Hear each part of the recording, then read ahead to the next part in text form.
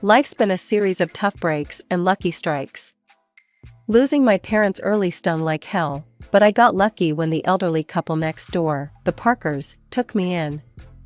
They were the kindest souls you could imagine, treating me more like a granddaughter than a charity case. We weren't rich in money, but we were wealthy in love, and that's what mattered. Then, just as I was coming into my own, turning 18 and thinking about college, they died in a car accident. Just like that, I was on my own again. The Parkers left me a bit of money for school and their old house in the suburbs. It was a cozy place, full of memories, but too many ghosts for me. So, I sold it and bought a small apartment in the city near the college where I'd enrolled to study financial management. It felt good, having a plan, moving forward. Classes were tough but interesting, and I threw myself into learning everything about numbers and markets. After college, I landed a decent job. Daytimes were packed with work, and I was doing all right, but nights were another story.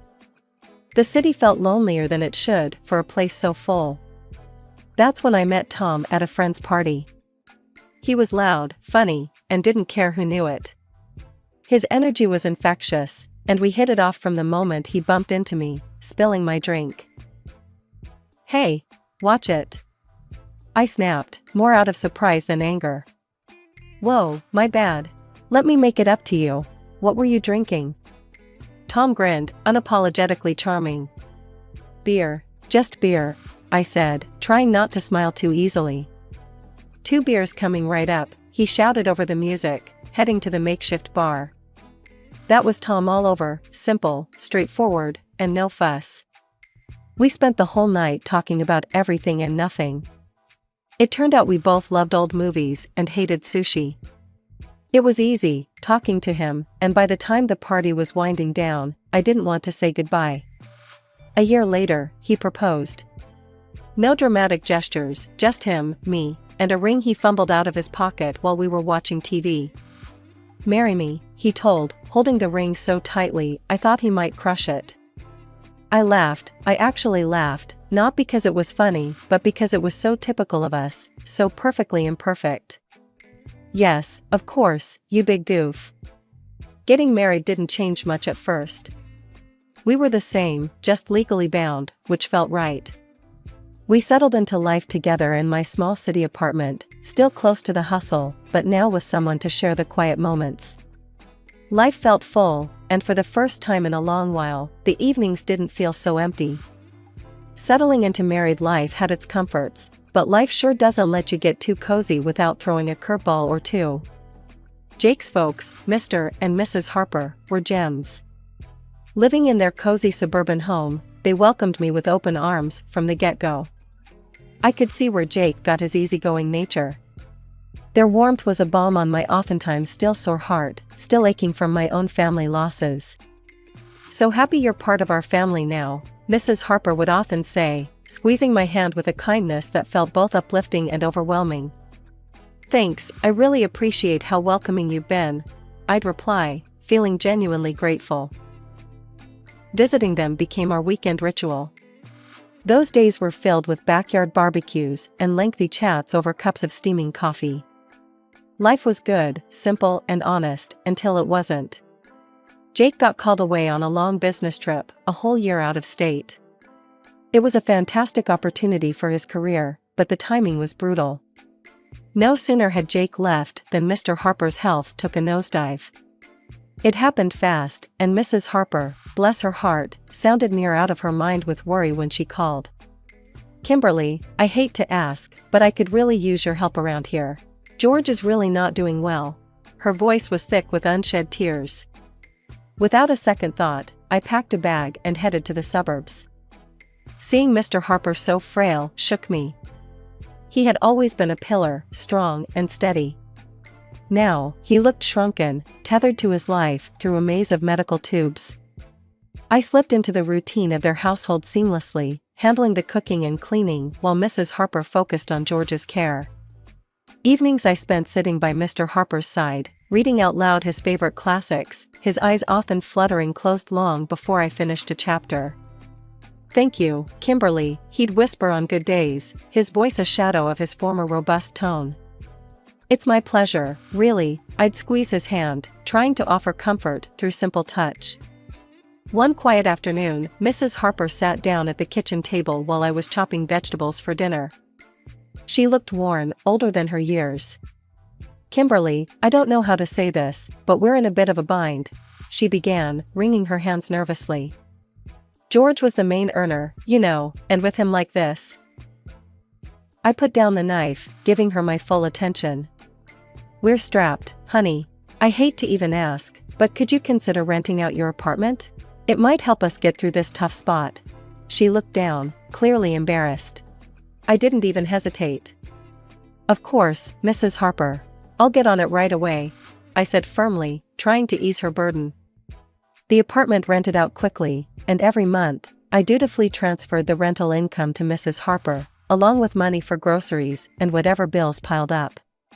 It wasn't easy. The commute to my job in the city became a nightmare. But family sticks together, right? That's what I kept telling myself, even on the hardest days. "Kimberly, you're a godsend," Mrs. Harper would often say, her relief palpable each time I handed her the money. "It's what family does," I'd respond, though some nights, as I lay in the guest room listening to the distant sounds of sirens from the city, I couldn't help but feel the weight of the world on my shoulders. Jake's calls were my only respite, his voice a tether to another life. "How's it going, Kim? You holding up okay?" His concern was always evident, even through the static of long-distance calls. "We're managing. Don't worry about us." I'd forced cheerfulness into my voice, not wanting to add to his stress. Life in the Harper household took a drastic turn when Susan, Mrs. Harper's daughter from her first marriage, showed up unexpectedly. The vibe shifted immediately. She had that kind of presence, like a cold breeze that sneaks under the door. I never really knew Susan well, but I'd heard enough from Jake and even glimpsed her frosty relationship with Mr. Harper during brief, tense visits. My days had already stretched thin, juggling long commutes to work and caring for Mr. Harper, who was now bedridden and fading fast. Susan's arrival, however, added a whole new layer of tension. It was clear she was here to stay, making herself at home as if she owned the place. One evening, after a particularly grueling day, Mr. Harper beckoned me to his side with a weak gesture. His voice was a hoarse whisper, strained and urgent. "Kimberly, you need to watch out for Susan. She's a very bad person." I leaned closer, the gravity in his tone pulling a knot tight in my stomach. "I understand, Mr. Harper. I'll be careful," I promised, though I wasn't exactly sure what I was promising against. True to Mr. Harper's warning, Susan wasted no time establishing her new regime.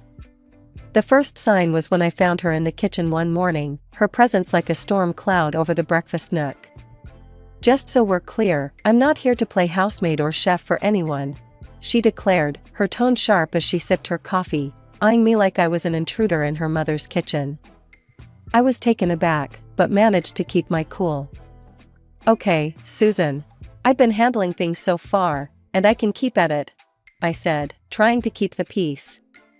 "Good, because I don't plan on lifting a finger. This is Mom's house, after all," she snapped back, her eyes daring me to challenge her. From that day on, Susan made sure her presence was felt and not in a good way. She'd order takeout just for herself and her mother, leaving their empty boxes on the table for me to clean up.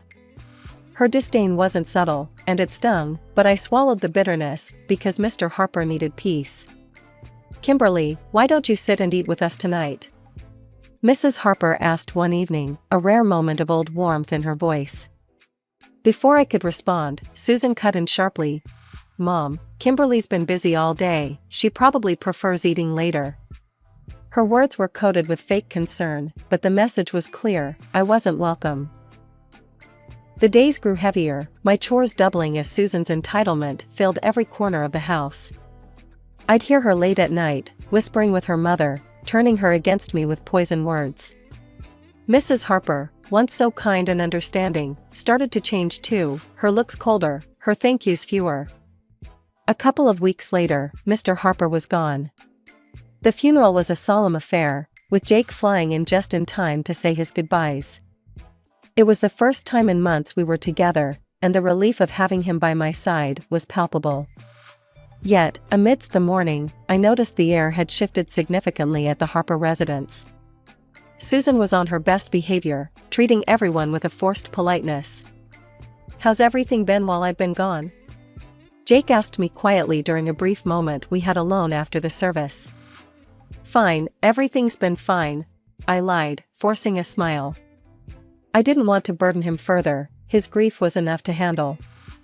"You sure? You look a bit worn out," he pressed, his brow furrowed with concern. "It's just been busy, you know, helping out around here," I reassured him, avoiding his gaze. It wasn't the time to delve into the mess that was brewing beneath the surface. As soon as Jake left, Susan dropped her act. The mask of the dutiful sister was gone, replaced by the sneering, dismissive attitude I'd grown accustomed to. The dynamic in the house shifted drastically. Mrs. Harper, perhaps in her own throbbing grief, became distant and cold towards me. Commands replaced conversations, and I felt more like an intruder than a family member.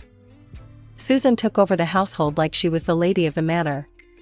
Her reign was marked by disregard for anyone's feelings, but her own. She started barging into my room without knocking, rummaging through my things as though she was searching for buried treasure. One afternoon, I was out in the garden trying to find some peace, when I stumbled upon a box lying among the shrubs. Curiosity piqued, I opened it, only to find my watches, jewelry, and even some underwear. My heart sank. Nearby, draped carelessly over a bush, were several of my dresses. Fury bubbled up inside me as I gathered my belongings. Clutching the box, I stormed inside, finding Susan in the living room, lounging like she owned the place. "What the hell, Susan?" I demanded, my voice shaking with rage. "You can't just throw my stuff out." Susan laughed, a cold, harsh sound that echoed mockingly around the room. "Live here? Please, you're just a guest, and not a welcome one. You should be out in the garden, or better yet, on the street. You're nothing but a rootless beggar anyway." Her words stung like salt in a wound. I couldn't believe the venom in her voice. Trembling, I turned to Mrs. Harper, who had just entered the room. "Mrs. Harper, please, tell her she can't treat me like this. This is supposed to be my home too," I pleaded, my voice cracking. Mrs. Harper, once kind and gentle, now looked through me as if I were glass. "This is Susan's house now." "She's right, Kimberly. Maybe it's time you found somewhere else to live." Her words were a blow I hadn't anticipated. I stood there, the box in my hands, my heart breaking in my chest. The home I had come to know, the family I thought I had, crumbled around me in that instant. Despite everything, I stayed because of a promise I made to Mr. Harper on his deathbed, to look after his wife and not let Susan overpower her. But day by day, Mrs. Harper seemed to adopt Susan's cruel traits, her words turning sharp, her eyes cold. "You're just sitting on your hands here, aren't you?" Mrs. Harper snapped one evening as I cleaned up after dinner, her voice dripping with disdain.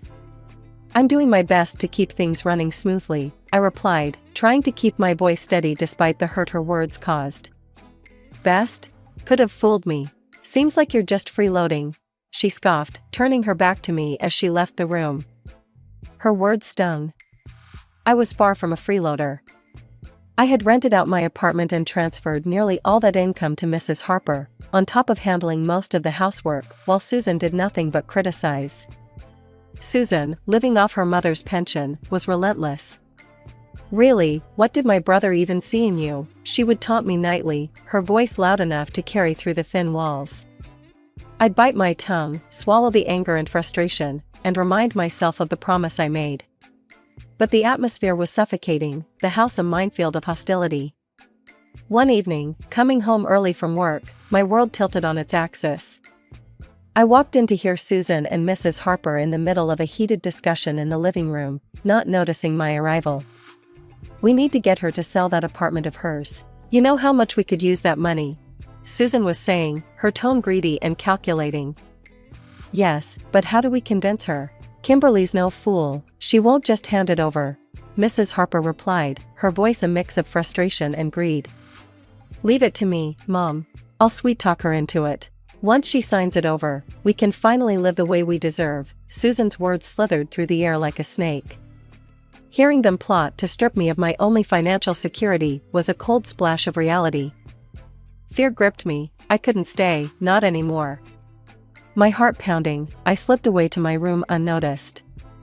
They were planning to rob me of everything. The decision was made right then, there was no staying after this. I hurriedly packed my essentials, my hands shaking. Every second in that house now felt like a countdown to disaster. I didn't bother with goodbyes, they didn't deserve them. Slipping out the back door, I ordered a taxi to the station. Sitting on the train to Jake's state, doubts swirled in my mind. Would Jake understand? Would he take their side? The uncertainty was crushing, but the fear of what might happen if I stayed was worse. I stared out the window, watching the landscape blur by, a mix of fear and resolve settling in my chest.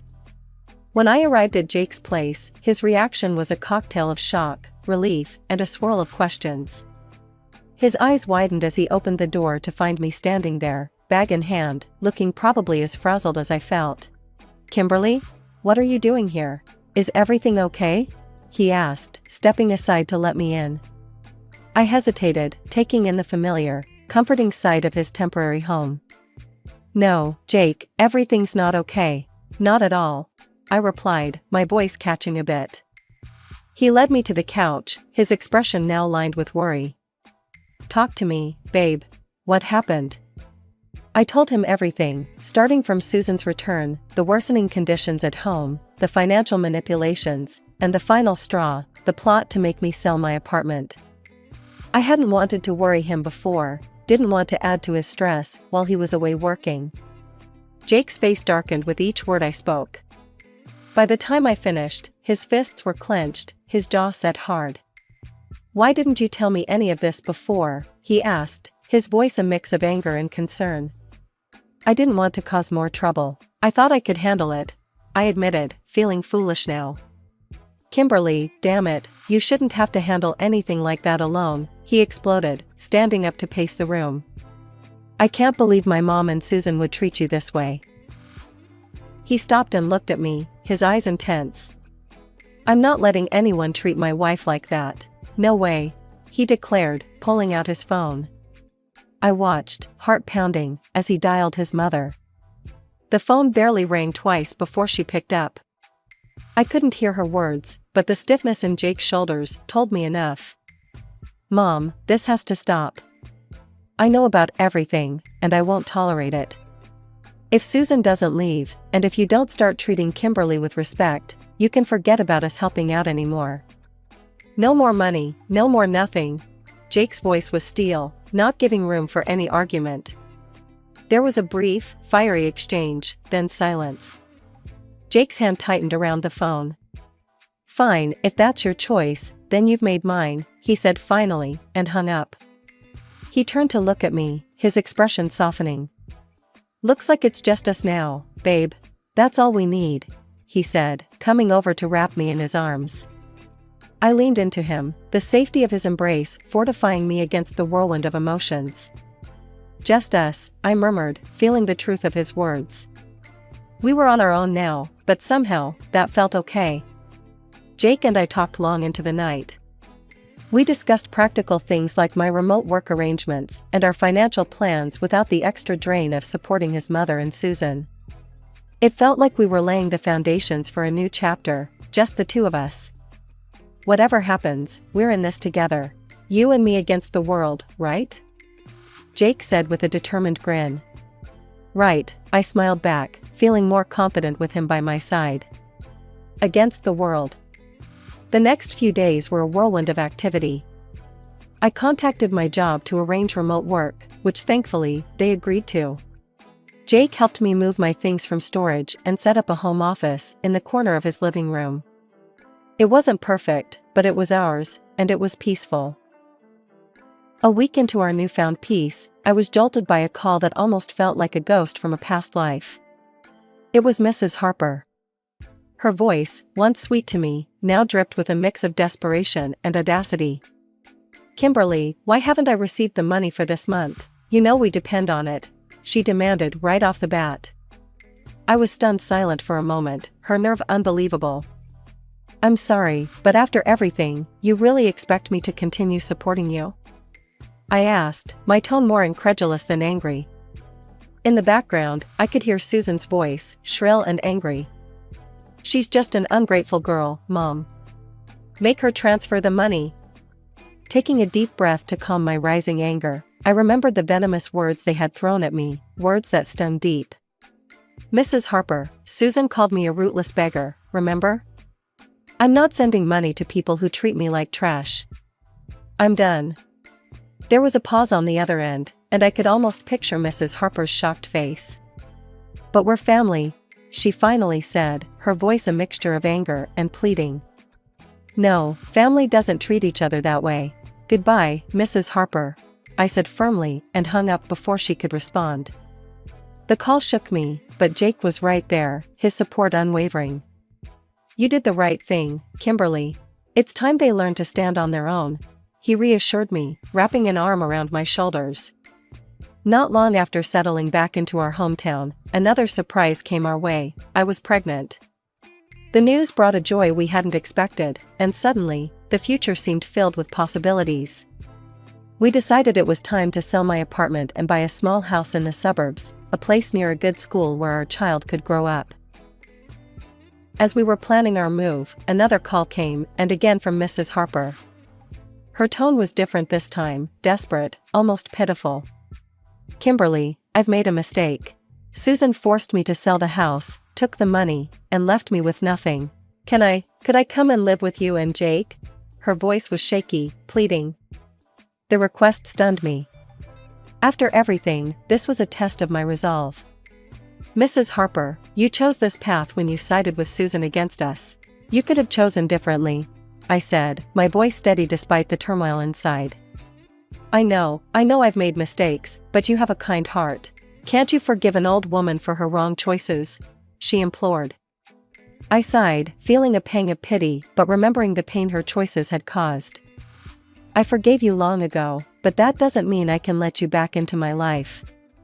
You need to live with the consequences of your actions, just as I have, I replied and ended the call. Then, with a resolute tap, I blocked her number. We moved forward with our plans, purchasing a quaint house with a little garden where our child could play. It was a lazy Sunday morning, the kind where you linger over coffee and the newspaper. I was flipping through the pages when a headline caught my eye, local woman arrested for massive fraud scheme. There, staring back at me from the paper, was Susan, handcuffed and looking defeated. I couldn't help the mix of shock and, admittedly, a slight vindication that washed over me. Look at this, Jake, I called out, holding up the newspaper for him to see. It's Susan. She's been arrested for fraud. Jake took the newspaper, scanning the article with a serious expression. Wow, can't say I'm surprised, but still, it's a lot to take in. Yeah, it is. But she made her choices, and now she's facing the consequences, I replied, feeling a closure I hadn't realized I needed. The news eventually drifted to us through friends that Mrs. Harper was living in a tiny apartment, working 2 jobs to scrape by. Her pension wasn't enough to cover her living expenses and pay off the debts Susan had left her with. Did you hear about your mom?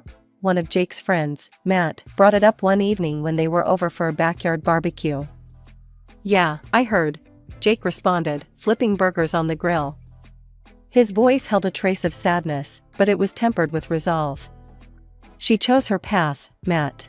It's tough, but that's how it is. Matt nodded, understanding the unspoken boundaries. You're right, man. Just thought you should know. The conversation shifted after that, the evening air filled with the lighter topics of sports and work. Life had moved on, and so had we. The joy of our new life really crystallized when Mia came into the world. Becoming parents changed everything. It shifted our priorities, our dreams, and even healed some of the old wounds by filling them with new love. Can you believe she's ours? I whispered to Jake one night as we watched Mia sleeping peacefully in her crib. She's perfect, Kimberly. Just perfect, Jake murmured back, his voice thick with emotion. We spent our days marveling at each little milestone Mia achieved, each smile, each giggle. She was our little miracle, and with her, the hardships of the past seemed to recede, making room for new memories, better ones. Each day was simple, but filled with little moments of joy that stitched a tapestry of a happy family life.